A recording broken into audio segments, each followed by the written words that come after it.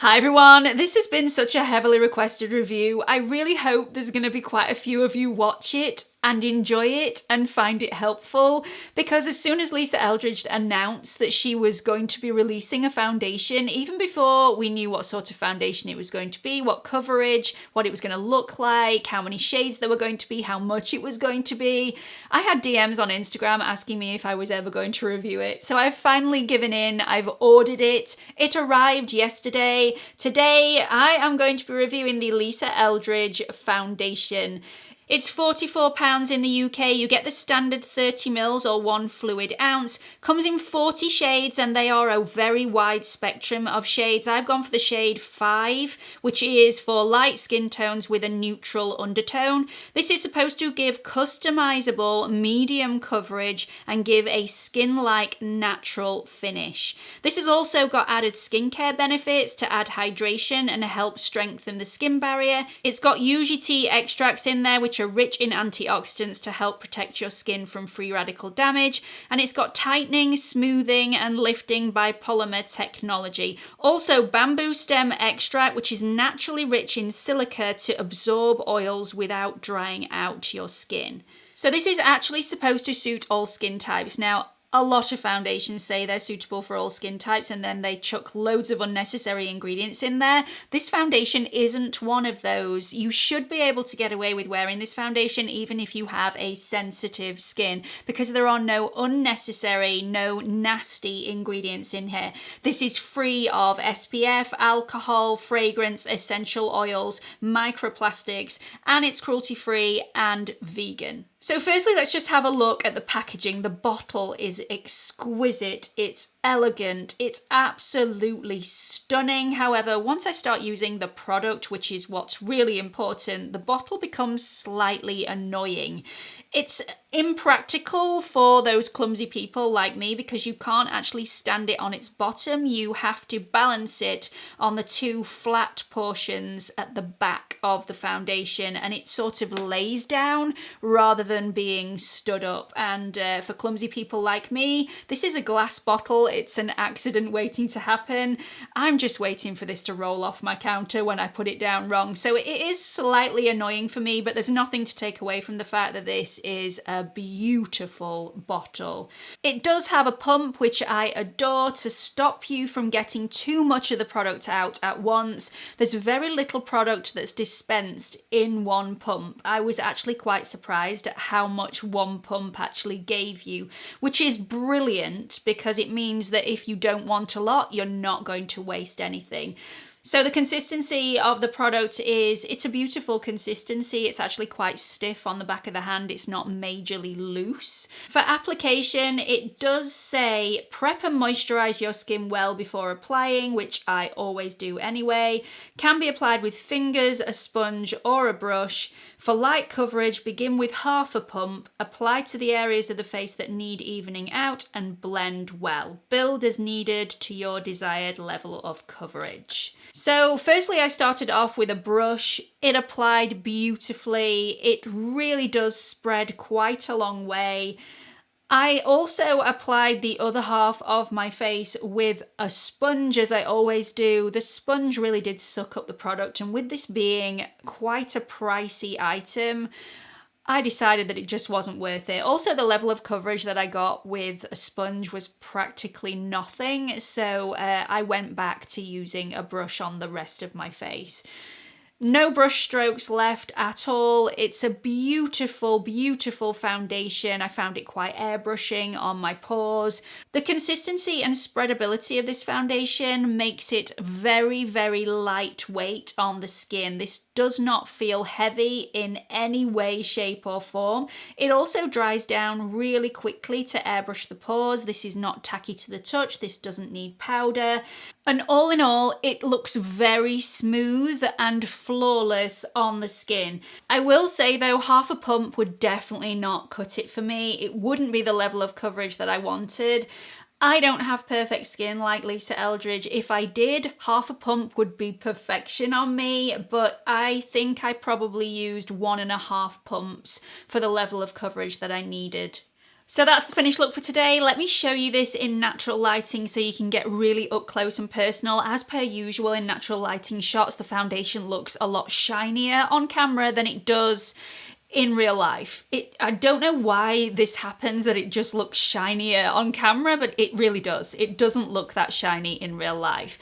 So when I was applying this, I thought it looked really flattering on my skin. I still think it looks really flattering on my skin, but one thing I wanted to mention was that in studio lighting, when I was applying this, it looked beautiful. When I went into natural lighting, I saw that in areas of my face it looked a little dry, and in some areas of my face it also looked a little bit heavy, which I was surprised at. Now I have had to build this up in certain areas because it is a foundation that has less coverage than I'm used to, and that is absolutely fine. This is definitely a buildable foundation and it's beautiful, but you do have to be careful where you build it. So around my nose area I thought looked a little bit heavy. I will have to take more care next time when I'm applying it around that nose area, and around other areas as well. I thought that it had sank into my smile lines a little bit around my mouth.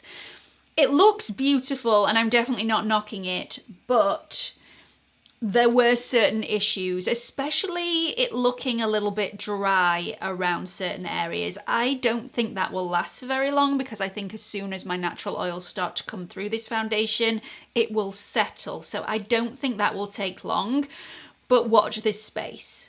When I was applying all the rest of my products on top of the foundation, they blended out seamlessly and effortlessly, no problems with blendability whatsoever. Also, the foundation didn't budge, so it's not gone anywhere, and I did actually misplace my trusty powder puff.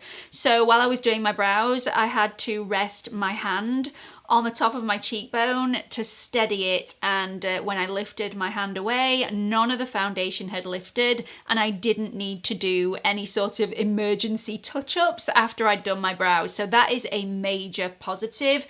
This is definitely a self-setting foundation. I did not need to powder this in place, although if you want this to look more matte, you are going to have to use powder because this is a very natural finish. It's not matte, it's not a satin finish, it's somewhere in between. So it's very flattering, it's very airbrushing on the skin. It reminds me a lot of a lesser coverage version of my Ride or Die Clé de Peau Radiant Fluid Matte. I adore this. It does offer a little bit more coverage, so I do believe that the Clé de Peau is slightly more versatile because you can shear it out and get the level of coverage of the Lisa Eldridge foundation, but you can also get more coverage without it looking heavy, which I've found the Lisa Eldridge, the more you build it up, the heavier it looks.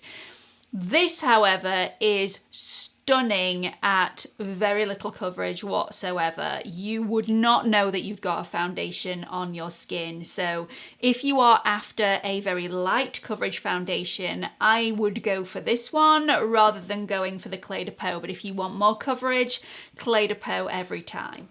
So even though this is a self-setting foundation and it's a beautiful self-setting foundation, I don't find that this is transfer resistant.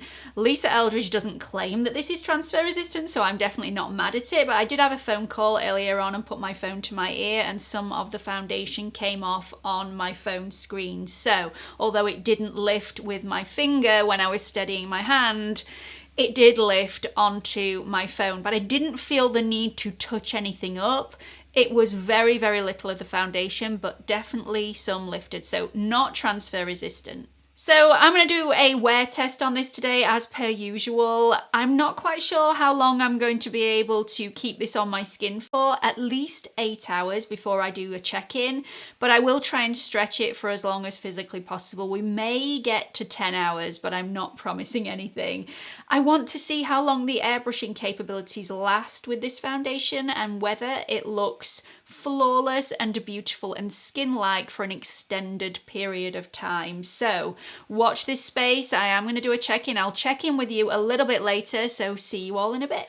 Welcome back to the check-in. It's now been 9 hours since I first applied the Lisa Eldridge foundation to my skin. I prepped my skin properly before I started to apply the foundation, which is what it said in the instructions. I'm a little bit confused at this moment in time because although all the foundation is still intact, which is amazing, by the way, foundation is never 100% intact after 9 hours on my skin, apart from possibly the Clé de Peau foundation.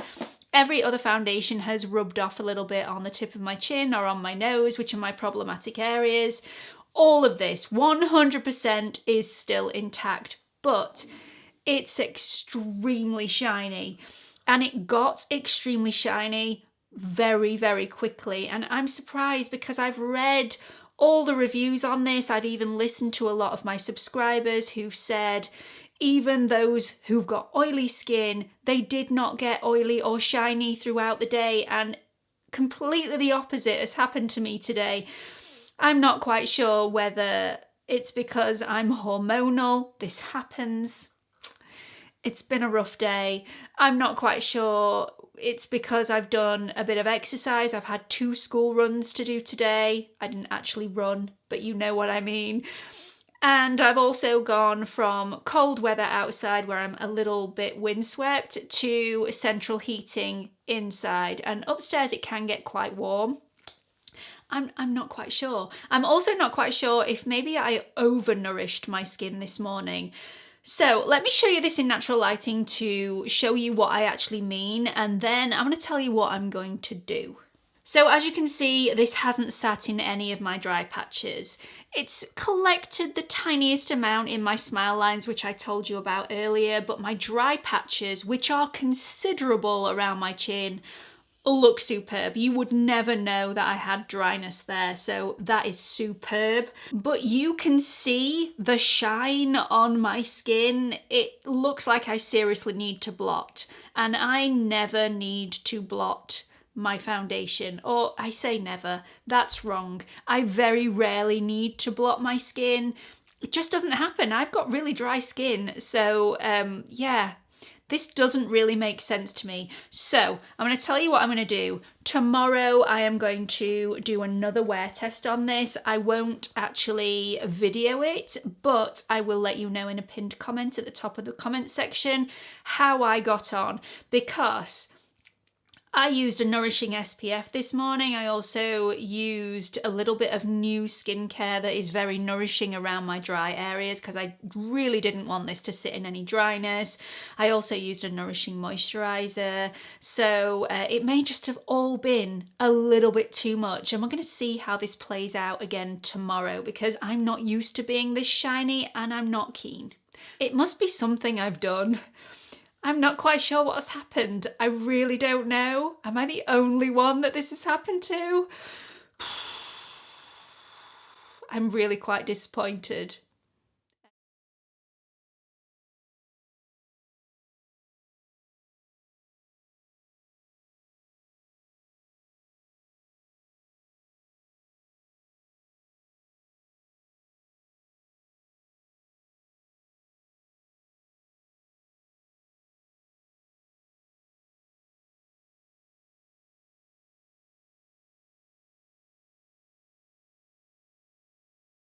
I hope you found this video semi-helpful at least. I can only do my best and share my personal experiences with everybody. However, I would really love it if you would share yours with the rest of the pack. So if you've tried this foundation already, if you love it, if you've really not got on with it, do let everybody know your thoughts and experiences in the comment section, because the more experiences shared, the better for everybody. If you haven't done so already, please consider clicking on that subscribe button, and I hope to see you all in the next video. Bye everyone.